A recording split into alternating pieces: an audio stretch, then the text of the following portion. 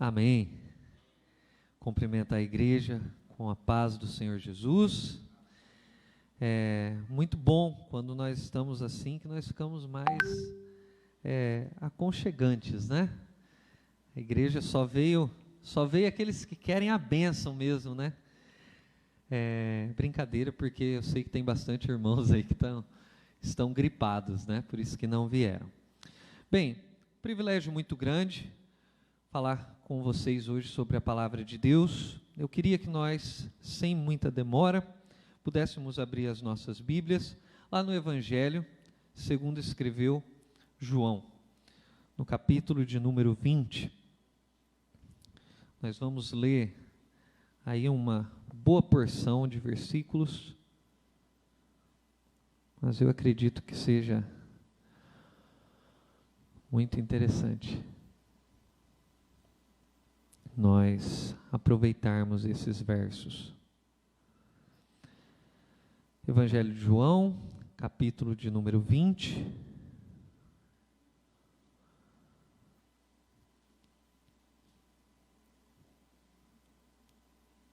Vamos ler desde o verso 1. Eu tinha deixado para a gente ler do 11, mas vamos ter um tempo aqui, aproveitar que a gente está em poucas pessoas, que foi bem rápido o louvor, está cedo ainda. Então, domingo bem cedo, quando ainda estava escuro, Maria Madalena foi até o túmulo e viu que a pedra que tapava a entrada tinha sido tirada. Então, foi correndo até aquele lugar onde estavam Simão Pedro e outros discípulos, aquele que Jesus amava, e disse: tiraram o Senhor Jesus do túmulo, e não sabemos onde puseram.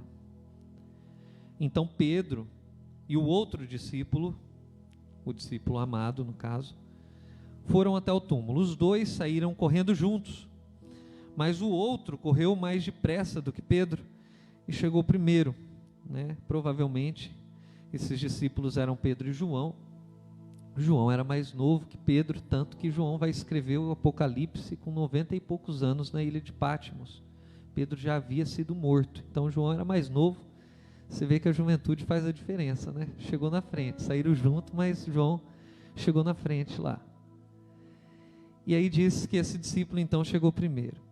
Ele se abaixou para olhar lá dentro e viu os lençóis de linho, porém não entrou no túmulo. Mas Pedro, olha a personalidade do Pedro aqui, né? Já chegou logo depois, já foi entrando. Pedro era meio que assim mesmo, né? Ele é meio impulsivo. Ele também viu os lençóis colocados ali e a faixa que tinha posto em volta da cabeça de Jesus. A faixa não estava junto com os lençóis, mas estava enrolada ali ao lado.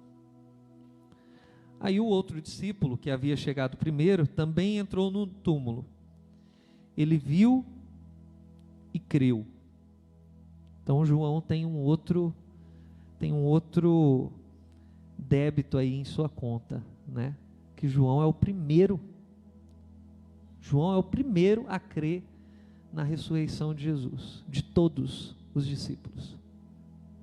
Impressionante, né? Que diz que ele era o discípulo amado de Jesus. E aí, como que o amor nos faz enxergar realidades diferentes, né? Eles ainda não tinham entendido as escrituras sagradas que dizem que era preciso que Jesus ressuscitasse. E os dois então voltaram para casa. Mas uma pessoa ficou ali, nesse texto que a gente leu. E o verso fala: Maria Madalena. Quem era Maria Madalena? Era aquela mulher que Jesus expulsou os 7 demônios. E ela então se entregou a Jesus completamente. Então Maria Madalena tinha ficado perto da entrada do túmulo, chorando. Enquanto chorava, ela se abaixou, olhou para dentro e viu 2 anjos vestidos de branco sentados onde tinha sido posto o corpo de Jesus. Um estava na cabeceira, o outro nos pés, e os anjos perguntaram: mulher, por que você está chorando? Ela respondeu: levaram embora o meu senhor, e eu não sei onde puseram. Depois de dizer isso, ela virou para trás e viu Jesus ali de pé, mas não o reconheceu. Então Jesus perguntou: mulher, por que você está chorando? Quem é que você está procurando?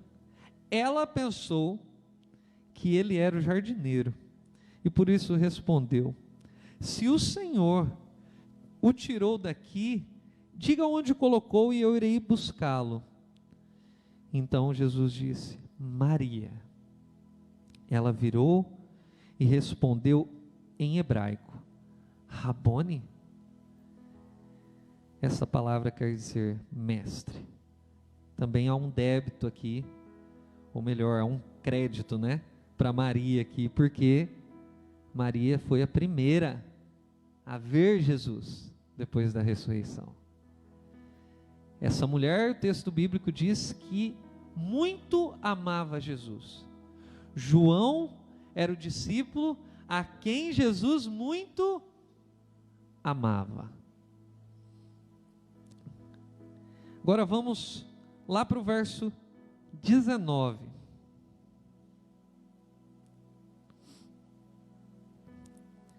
Então Jesus fala para ela: vai e conta.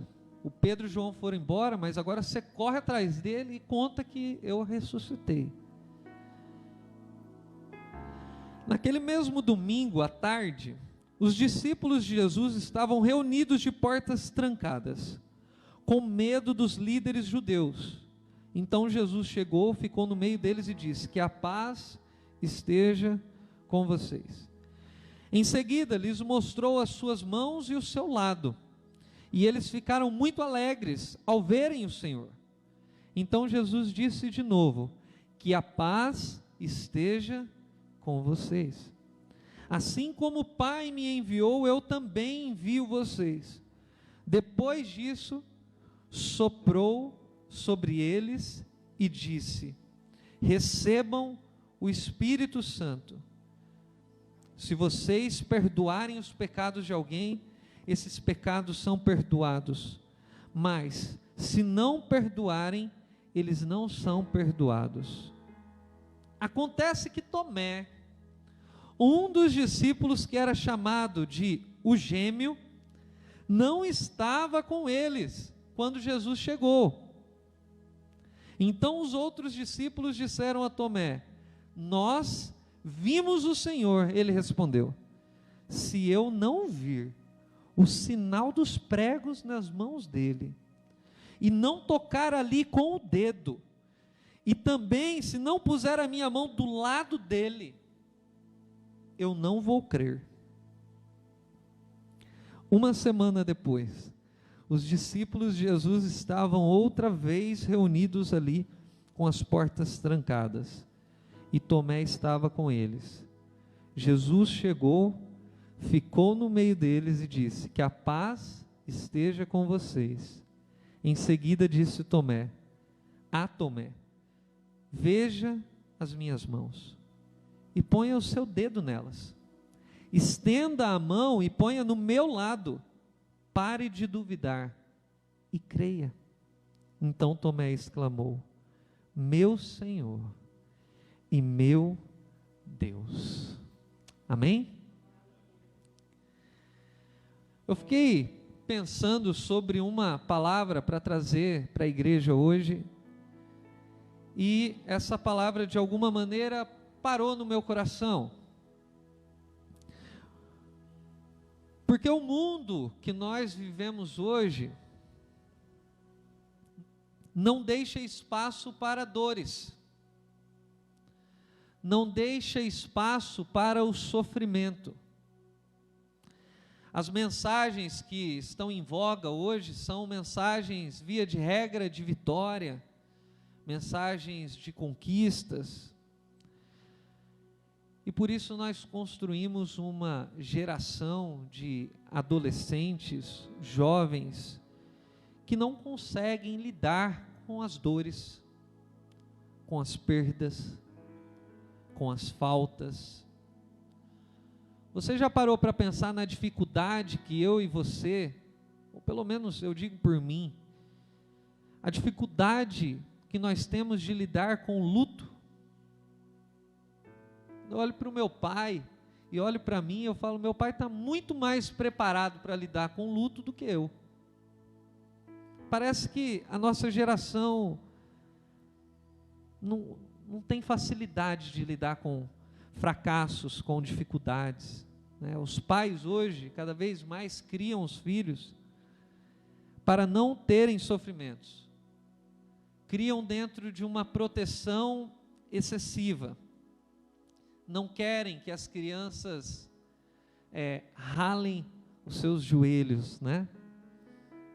Tem até uma canção que diz isso, né? É mais fácil um joelho ralado do que um coração partido, né? Alguma coisa do tipo assim. Por isso a nossa sociedade produz uma geração doente. Porque a tentativa de anular o sofrimento é desumanizar-se. Porque sofrer é um elemento que faz parte do pacote da vida. O sofrimento faz parte da vida. E aí, nem Deus evitou o sofrimento. Querer evitar o sofrimento é algo que nos desumaniza. Esse texto ele fala para nós de uma mulher e de um homem que passavam por um momento de sofrimento, um momento de desesperança, um momento de tristeza, de flagelo, de falta. Havia um nó na garganta desses dois personagens que eu tentei de alguma maneira realçar na leitura, que era um nó na garganta que não se desenrolava, que não se desfazia. Jesus havia simplesmente morrido.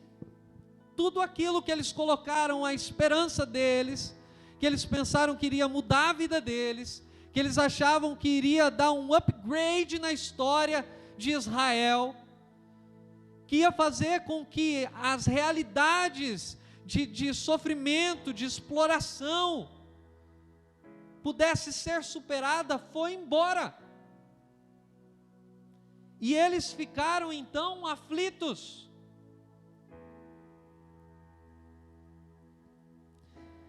E aí eu fiquei pensando algumas coisas aqui, né? A primeira coisa que eu pensei foi que o Tomé, diante do sofrimento, ele busca solidão. E muitas vezes nós somos assim. Quantos de nós já não passamos por sofrimento que nós falamos assim, eu só quero ficar sozinho. Eu só quero ficar no meu quarto. Eu não quero ver ninguém. Quantos de nós, ao passar por um sofrimento, nós buscamos na solidão, deixa eu ficar aqui sozinho, pensando para tentar melhorar, para tentar trazer uma vivacidade a mais, achar alguma resposta aqui dentro de mim.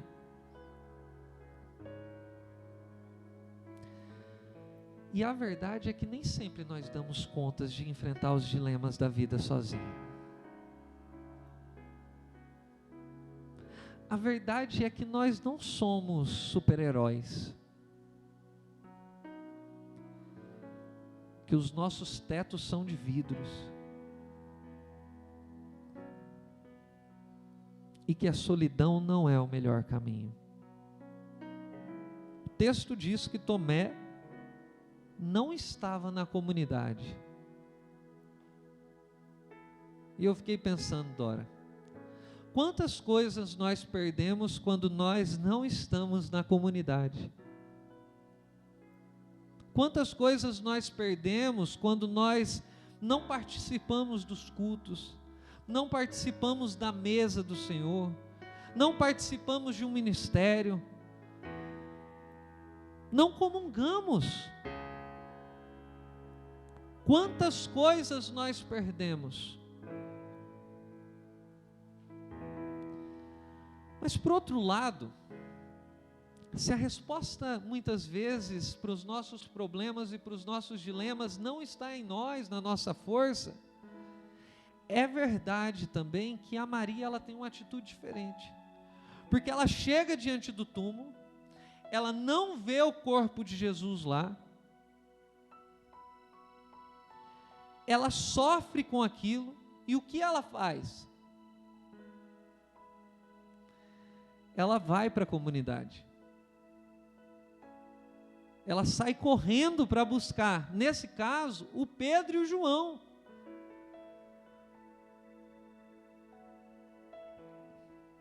E o texto é interessante porque diz que eles chegam ali, o João crê, o Pedro e o João levanta voo e tchau. E lá no verso 11, Maria Madalena tinha ficado perto da entrada do túmulo, chorando.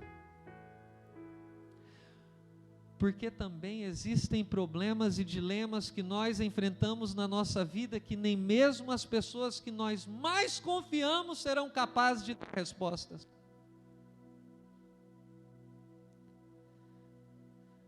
Nem mesmo o pastor muitas vezes vai ter a capacidade de te dar uma resposta. Que resposta que você dá? Para uma mãe que chora na beirada de um caixão, de um filho? Que resposta você dá quando uma pessoa está no auge da sua vida e de repente descobre que está com a doença terminal?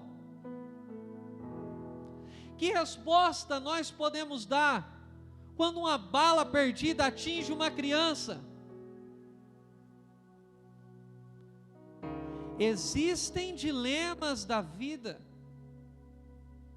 existem sofrimentos que nós enfrentamos, que nós não conseguimos encontrar a resposta, irmã Dora, nem em nós e nem no outro.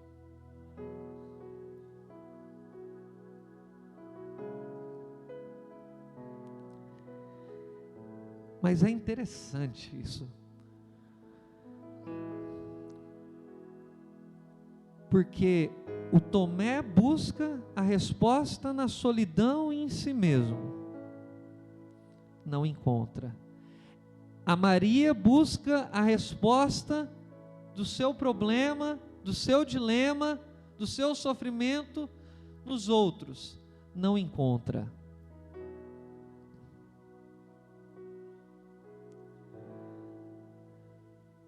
E Jesus aparece para os dois.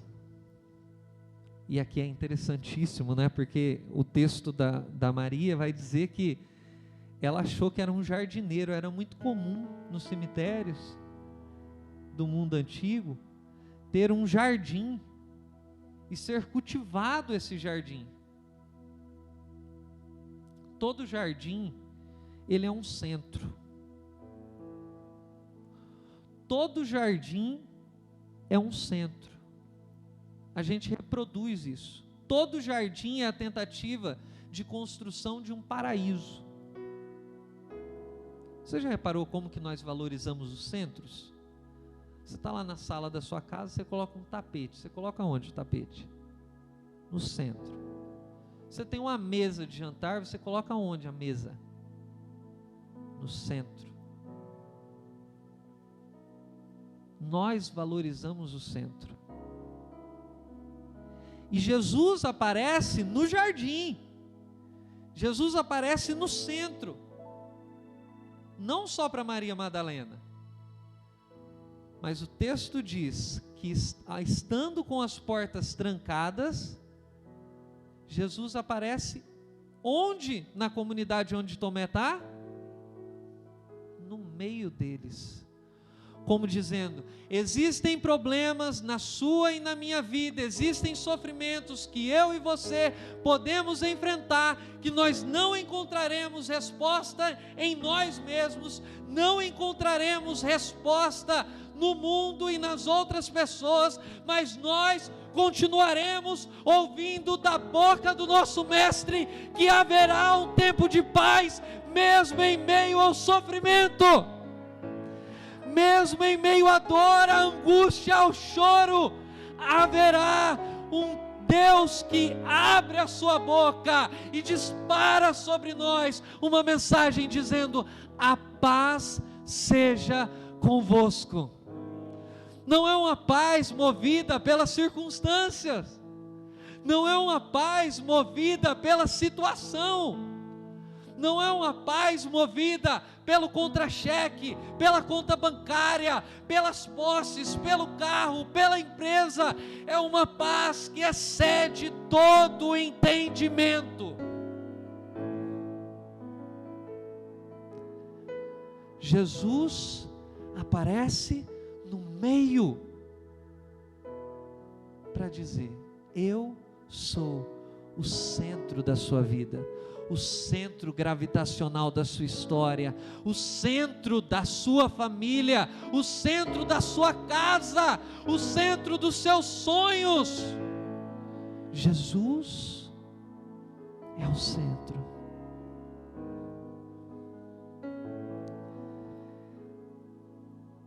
É interessante que não só isso,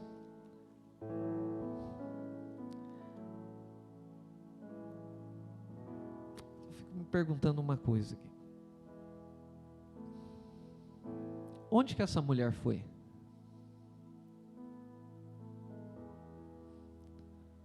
No túmulo. E onde Jesus pediu para que Tomé tocasse? Nas chagas, no lado, nas feridas. Quantos de nós estamos dispostos a, numa noite como essa, a visitarmos os túmulos da nossa vida?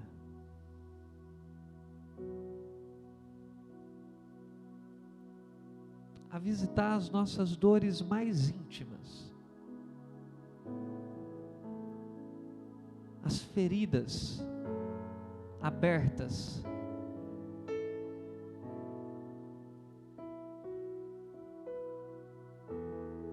quantos de nós estamos dispostos a mexer naquele lugar? Senhor, isso ainda não foi curado. Eu estou bem, todo mundo me vê bem, todo mundo anda comigo, mas quando eu deito à noite, quando eu estou sozinho, quando eu me pego numa intimidade em mim, eu sei que ainda existe essa ferida, eu sei que ainda existe esse lugar fúnebre, esse lugar de morte, esse lugar de dor, de frustração.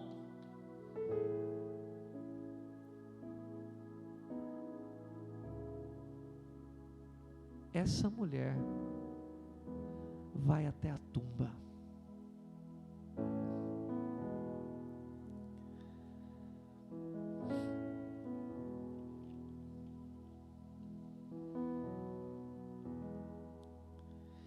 Vira e mexe, existem dores dentro de mim que eu preciso de revisitá-las. Vira e mexe, existem sofrimentos dentro de mim que eu preciso passar por eles de novo.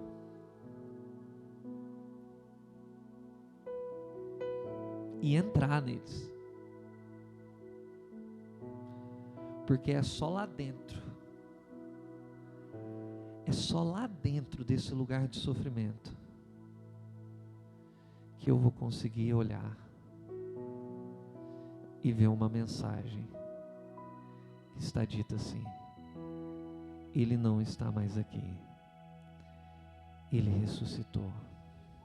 Só dá para viver o sorriso da ressurreição, se você estiver disposto a derramar as lágrimas da crucificação.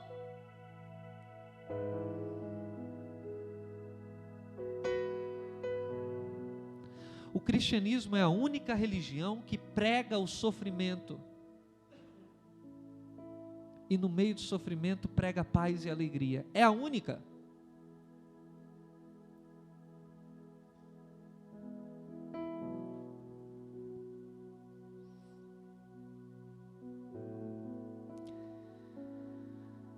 Eu fico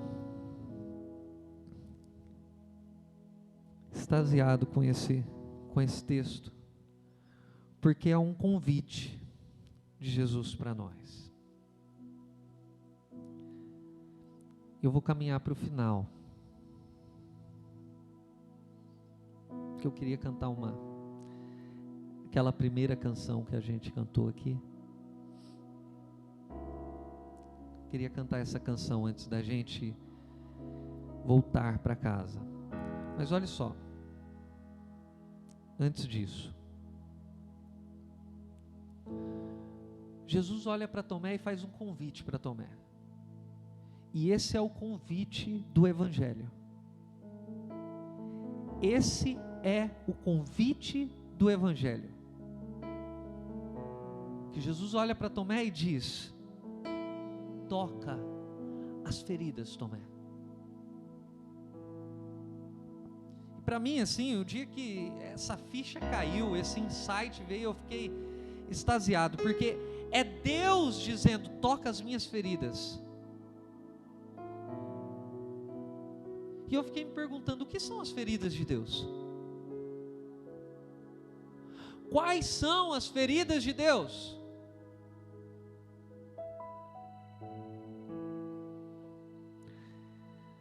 Onde houver um sofrimento humano, onde houver uma alma agonizando, onde houver uma dor humana, ali há uma ferida do divino aberta. Esse texto nunca mais foi o mesmo para um teólogo tcheco chamado Thomas Halik, quando ele visitou um orfanato.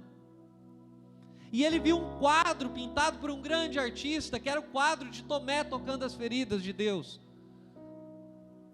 E depois dele ver esse quadro, ele foi visitar um orfanato, e ele disse: nunca mais essa passagem foi a mesma para mim, porque quando eu cheguei no orfanato e vi aquelas crianças tristes, eu vi aquelas crianças abandonadas, sem um seio materno, sem um afago de um pai, eu disse: há uma ferida de Deus aberta que precisa ser tocada.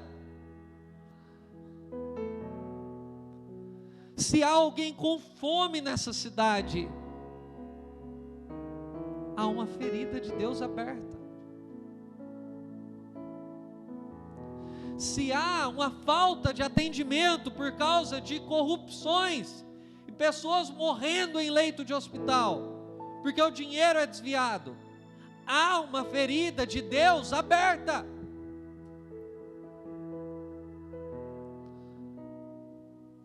Existem feridas sociais que precisam ser tocadas. Eu acho muito lindo o trabalho que o Maju faz com o hambúrguer, o dia do hambúrguer, que vai um monte de crianças ali comer um hambúrguer. Nós precisamos de voltar a ser uma igreja que tem coragem de tocar as feridas de Deus, porque quando nós tocamos as feridas de Deus, nós somos curados. É isso que aconteceu com Tomé. Ele toca as feridas, mas ele é curado.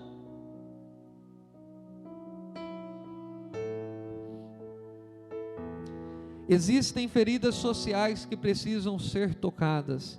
Existem feridas eclesiásticas que precisam ser tocadas.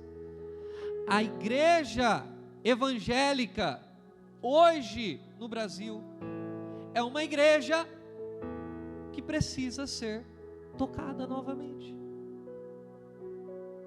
Nós precisamos novamente de tocarmos as nossas feridas, de revisitar esses lugares de dores. Até quando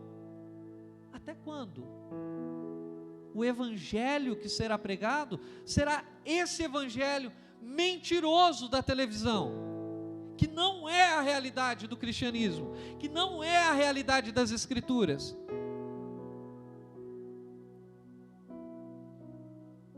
Nós precisamos de começar a tocar as feridas. Existem feridas existenciais que precisam ser tocadas.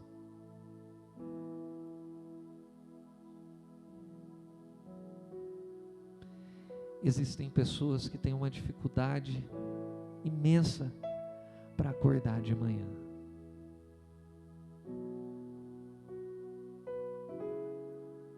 Existem pessoas cansadas no nosso meio,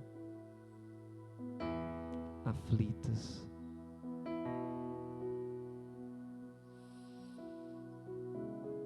Quantos de nós estamos dispostos a receber esse convite e dizer: eu vou tocar as feridas de Deus?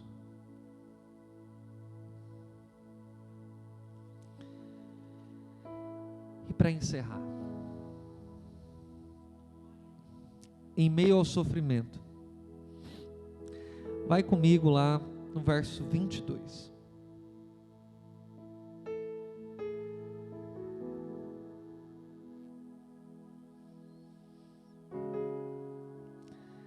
Depois soprou sobre eles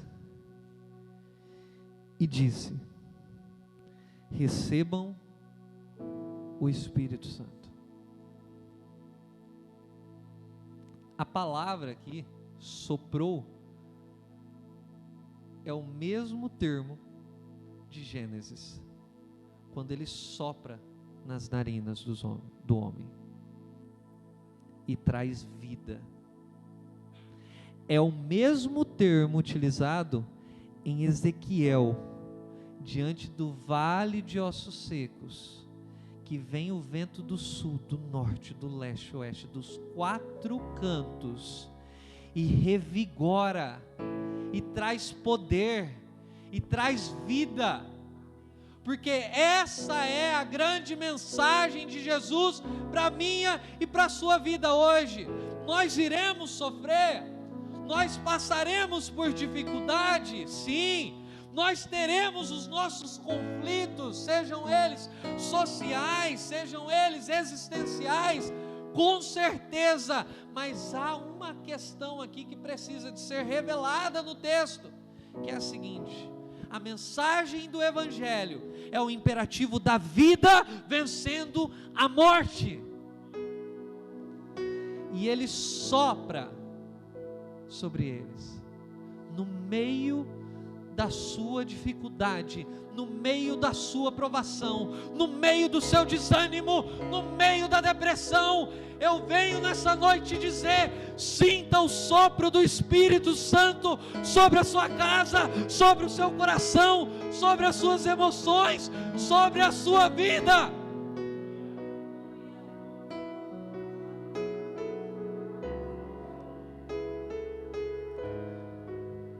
Deus vai fazer algo novo.